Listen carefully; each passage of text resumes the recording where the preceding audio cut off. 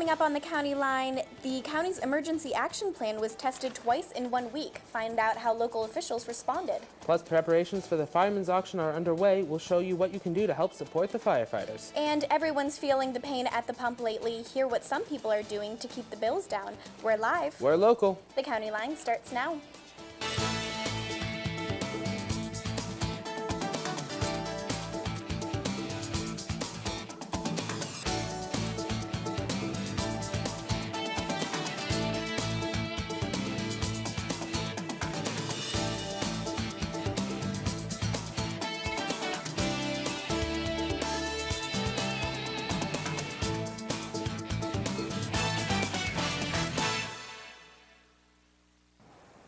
Wilmington police are still searching for 2 men involved in a home invasion last week. Good evening, I'm Amanda Conway. And I'm Alex Hines. Thanks for joining us on tonight's edition of the County Line.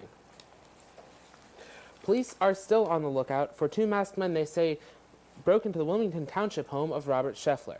The intruders tied up Scheffler and Rachel Van Dyke with duct tape and wire ties. Police say the suspects were last seen driving south on Route 158 in a stolen black Chevy Cavalier with no license plates. New Wilmington Police Chief Carmen Picarillo says this wasn't a random act. Based on the information I have so far, it appears as though these particular victims were targeted for a specific reason, not just, well, let's go in and hit that house. Crews at Castle Environmental in Newcastle continue cleaning up after a fire last week. The fire began when a welder's spark caught fire. A half-mile area around the plant was evacuated for several hours due to the risk of sulfuric acid getting released into the air. Everyone evacuated was returned home that same day. No one was injured. Authorities in Lawrence County were kept busy last week dealing with not 1 but 2 emergency situations. This week I had a chance to learn more about how the county is prepared to respond.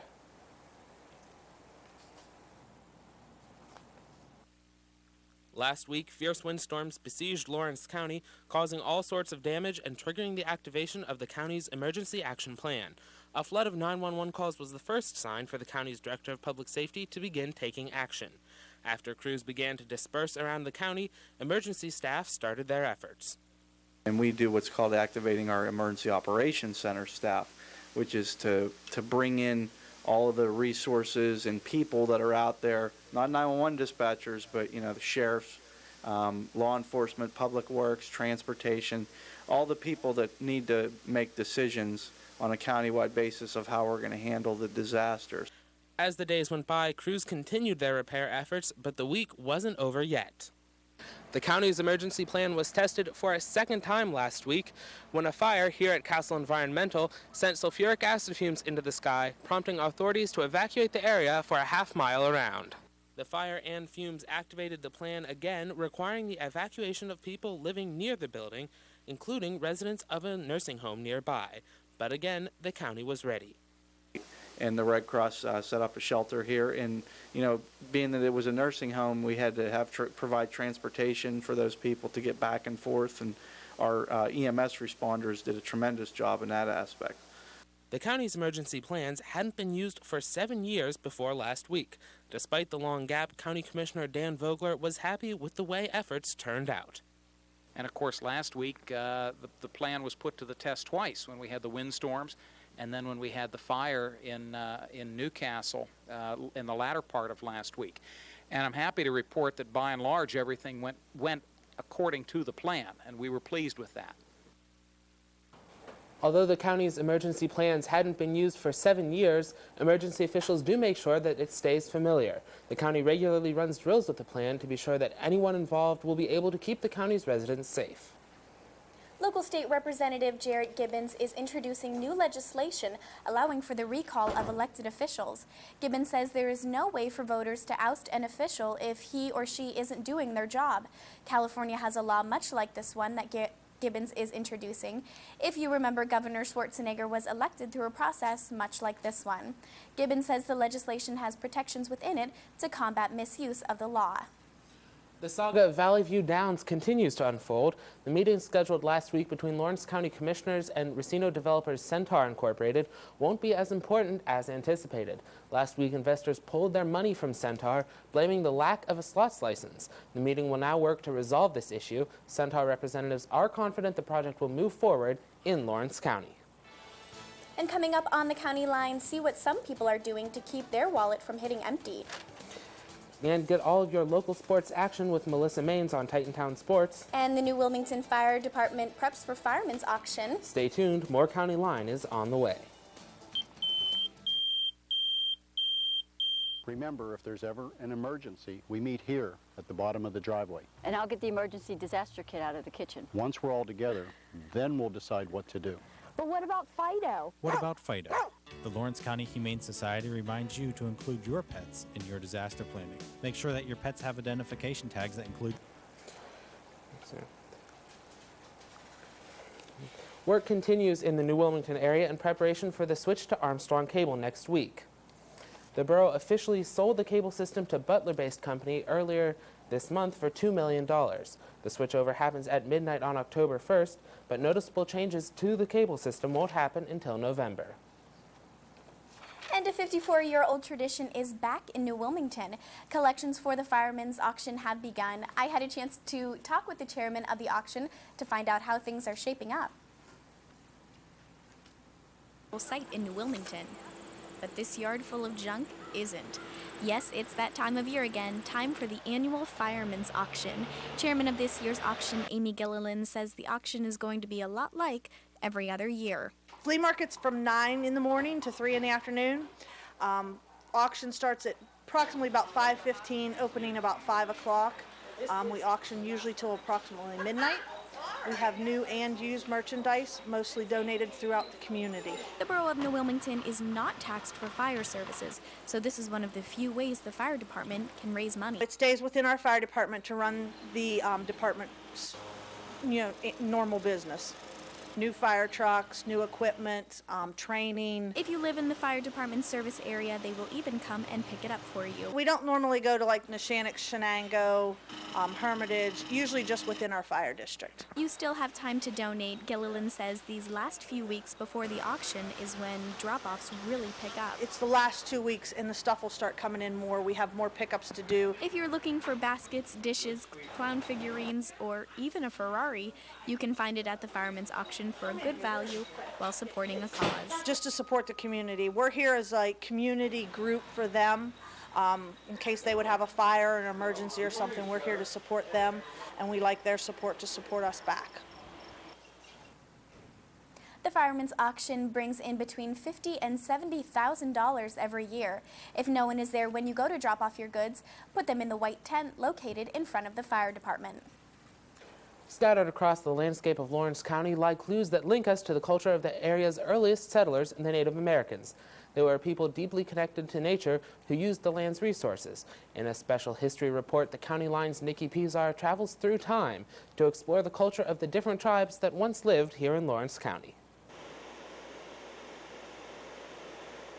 More than 14,000 years ago, Lawrence County was covered by the Wisconsin Glacier, creating the area's rushing creeks, rugged valleys, and rolling hills. The Native Americans roamed the lands as early as 8000 BC. They were nomadic, following the herds. They were the hunters and gatherers. They didn't have any tools other than a few projectile points and some flint knives. Over time, they developed a special spear called the atlatl, which allowed hunters to throw with more power and distance.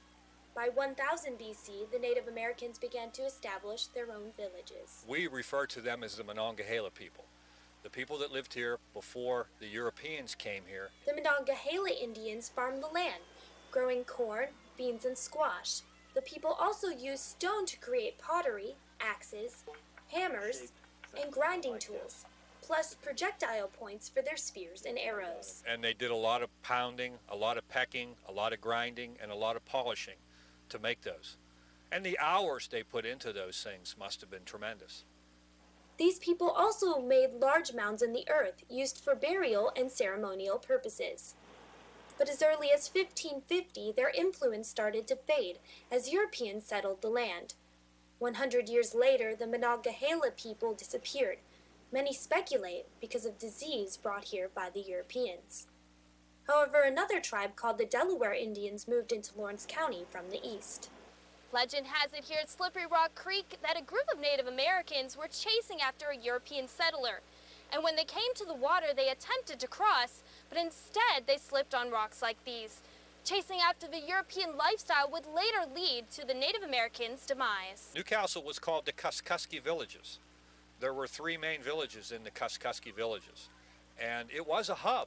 The Delaware Indians were fascinated by the Europeans' tools and goods, but this influence would cause the Native Americans to slowly lose their identity, and by 1760, many tribes had been forced to move west. That's history here in Lawrence County. I'm Nikki Pizot for the County Line. And coming up next on the County Line, Bill Sadler sits down with Dr. David Swerdlow to find out exactly what stunk up McClure Run. And Melissa Maines keeps you on top of your local sports action in Titantown sports. Stay tuned, more County Line is on the way.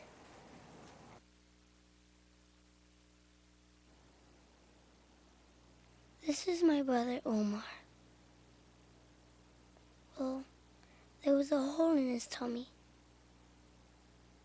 A bullet hit him.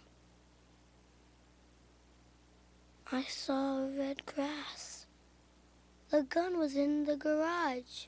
I didn't mean to shoot Daddy's gun. I didn't mean to shoot Daddy's gun.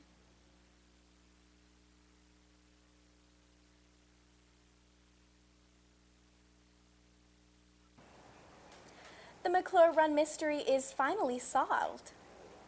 After about a week of the creek smelling up the town and questions lingering about how all the fish in the creek died, the DEP finally released the results last week. The answer was much different than what the DEP said they were expecting. A Westminster College chemistry class found out that the pollution was from a chemical spill at the cheese factory before the DEP released their results. The County Line's Bill Sadler sits down with Westminster College's Dr. David Swerdlow and one of his students to discuss the results. Bill? Continuing coverage tonight of the McClure Run spill, the DEP has released their results as to what the foul smell and the odor was coming from the creek. But tonight we continue our coverage with a professor and a student who continued their investigation from the DEP's. Last week we had Dr. Helen Boylan and a student. Tonight we have Dr. David Swerdlow from the English portion of the class and Julie May, a bio major. Thanks for joining us tonight. Now, how did your results compare to the DEP's results? Well, the results in some ways were similar. Today we found out that in fact the DEP was correct in one of its findings that there was sewage in the creek.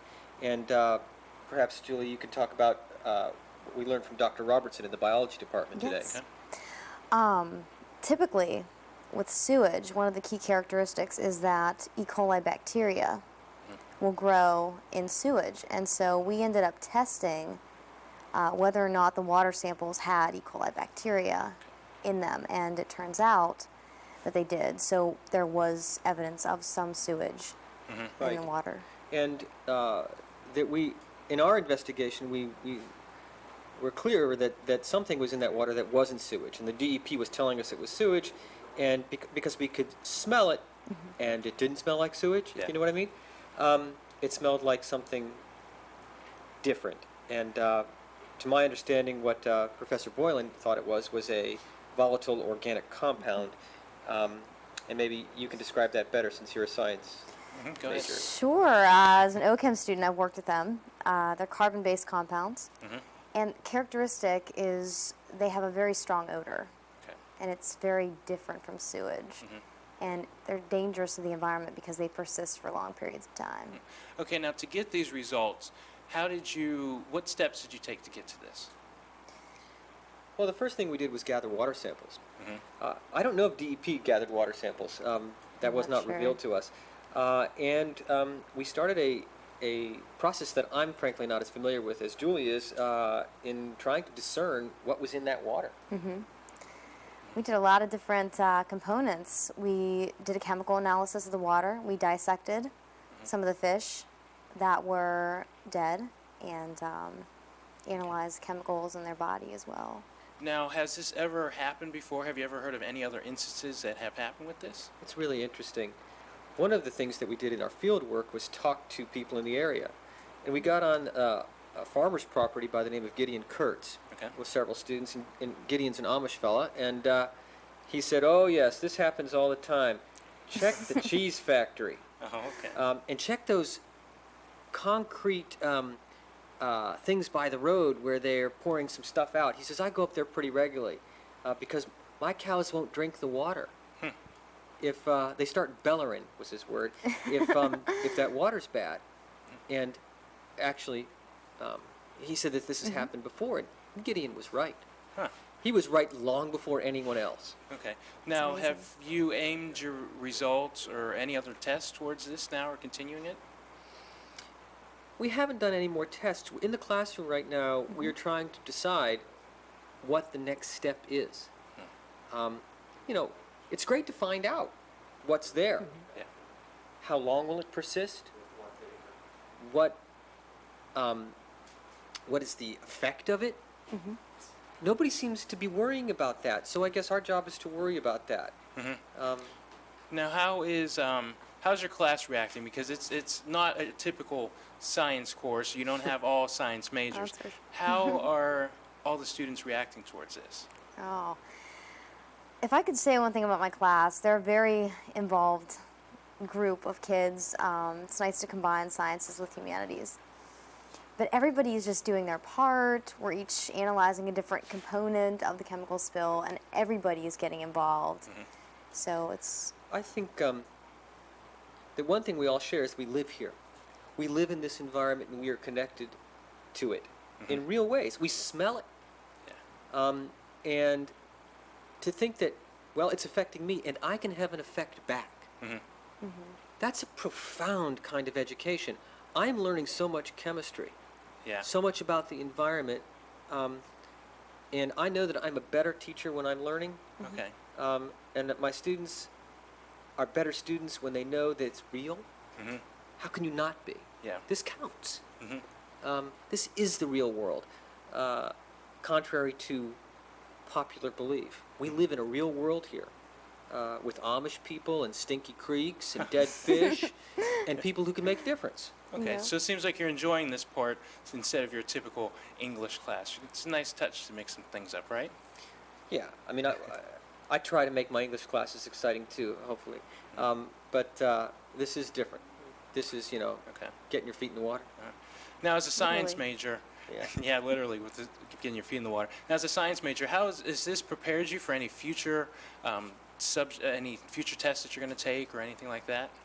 Well, it's preparing me better for my capstone in that they're similar in that they're a novel research. It's never been done before.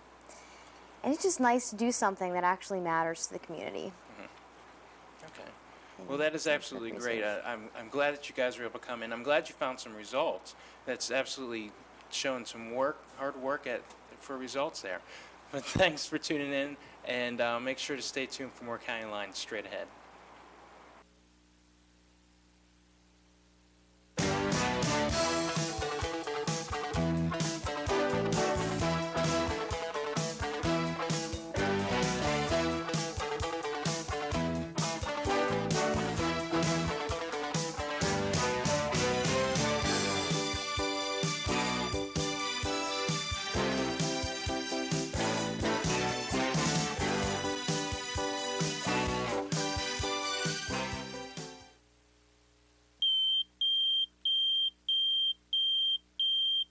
Remember, if there's ever an emergency, we meet here at the bottom of the driveway. And I'll get the emergency disaster kit out of the kitchen. Once we're all together, then we'll decide what to do. But what about Fido? What about Fido? The Lawrence County Humane Society reminds you to include your pets in your disaster planning. Make sure that your pets have identification tags that include your phone number. To find out more about how to protect your pets in a disaster, contact the Lawrence County Humane Society. Good evening, I'm Melissa Maines, and welcome to this week's edition of Titantown Sports. It will be a quiet night in New Wilmington tomorrow as the Greyhounds are playing on Saturday in Hickory. We will have to see if they can keep up their undefeated streak, but just in case you are getting antsy and having Greyhound withdrawal, our Titantown sports reporter Douglas Kunst has last week's highlights. Greyhounds entered tonight with a 3-game winning streak, but what's more impressive than that is the way they've been doing it. The offense in the last 3 games have amassed more than 133 points, and a stingy defense has only given up 27 points, while tonight we'll see if they can continue that success as they play host to Oil City.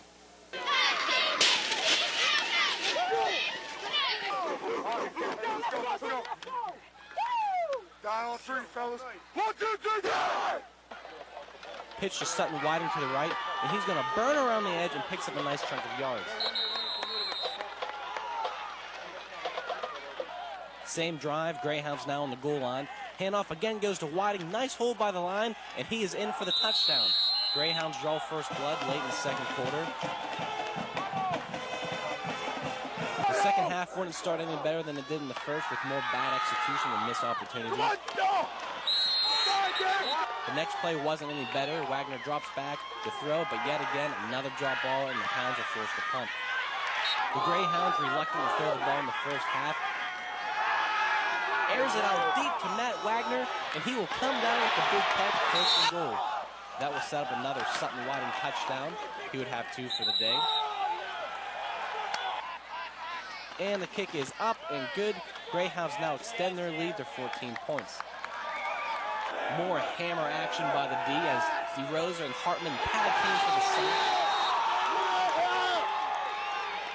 But they're not done just yet. Next play, another sack, and Oil City will punt. The Greyhounds look on with under 2 minutes left to play in the game. Wagner drops back, rolls to his left, throws, and he finds Dallas Hartman, who makes a great grab for the last score of the game. As they say, the cream always rises to the top, and so do good teams. The Greyhounds came out tonight with a W with a final score of 21-0.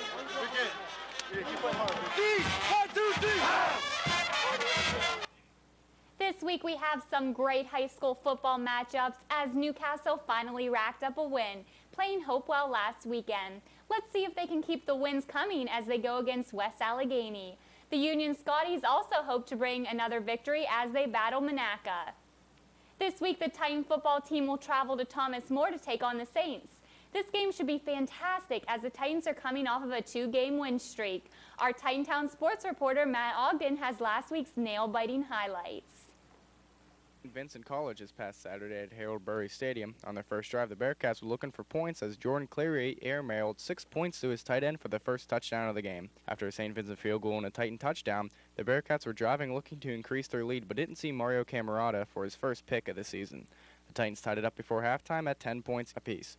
In the third, Kevin France found Jordan Baylosh in the back of the end zone for their first lead of the game, and they would never relinquish it, riding Nick McCloskey all the way 59 yards to pay dirt. The Titans won 31-24, giving them their first PAC victory of the season and improved to 2-1 overall. I'm Matt Ogden with Titantown Sports.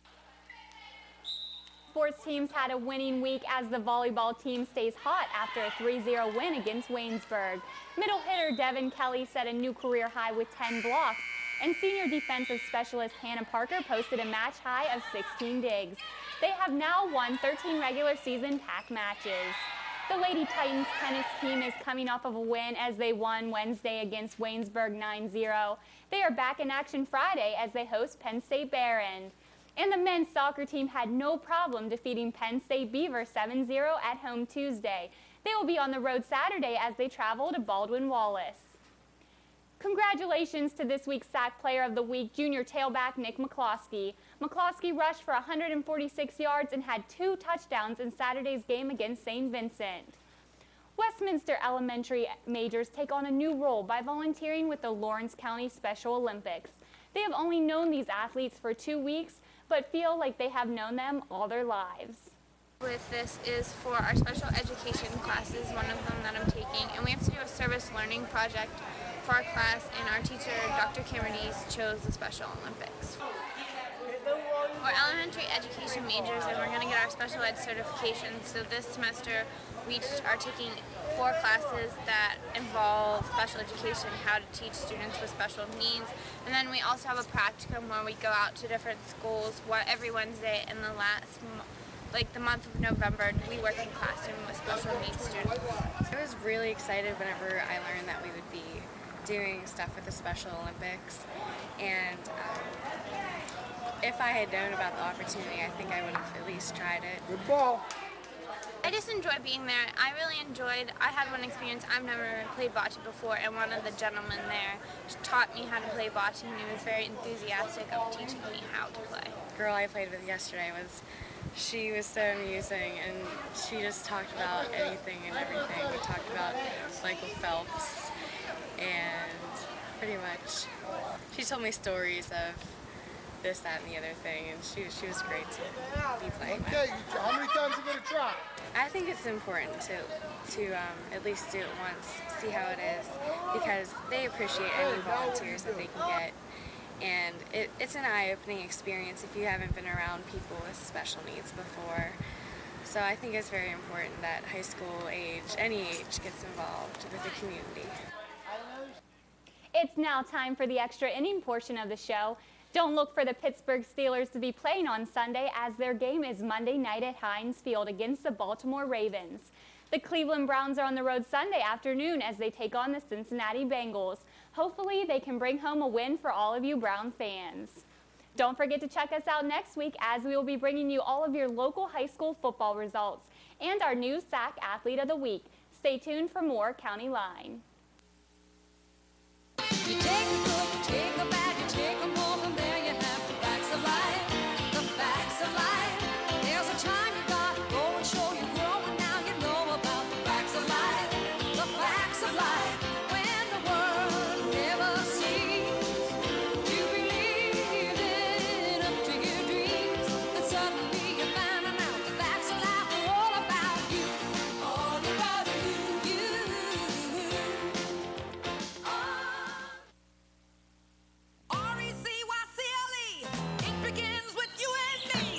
Recycling grocery bags is catching on. Here's my favorite. Let's reduce packaging by getting one big bottle, and it's recyclable. Ooh, this box is heavy. Oh, we'll get this small container of concentrate instead. It's recyclable, too. Now that's smart shopping. Less packaging and more recyclables. All we're asking is for you to recycle, baby. Across the country, gas prices are hovering just under $4 a gallon, leaving many people searching for a cheaper way to get around. The County Line Scott Lawrence talks to one Westminster student who's given up using 4 wheels and now travels with only 2.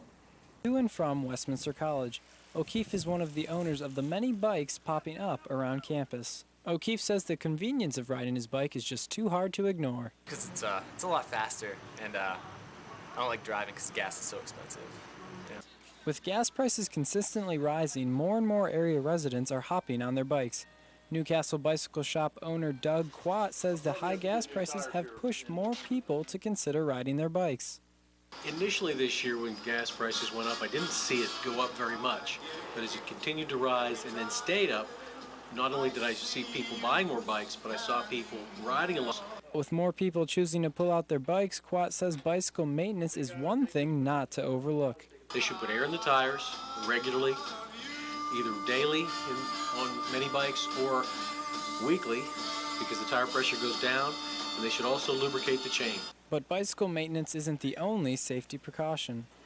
Bikers should ride on the right side of the road, obey all traffic signs and lights, and all riders under the age of 12 are required to wear a helmet.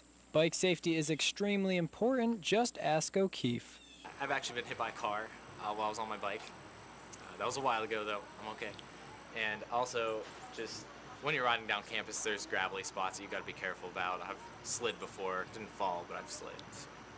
I'm Scott Lawrence reporting for the County Line.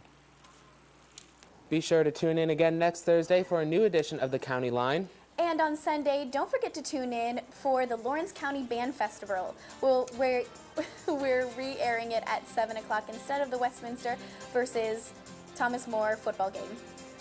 We'll see you next week. Have a good night.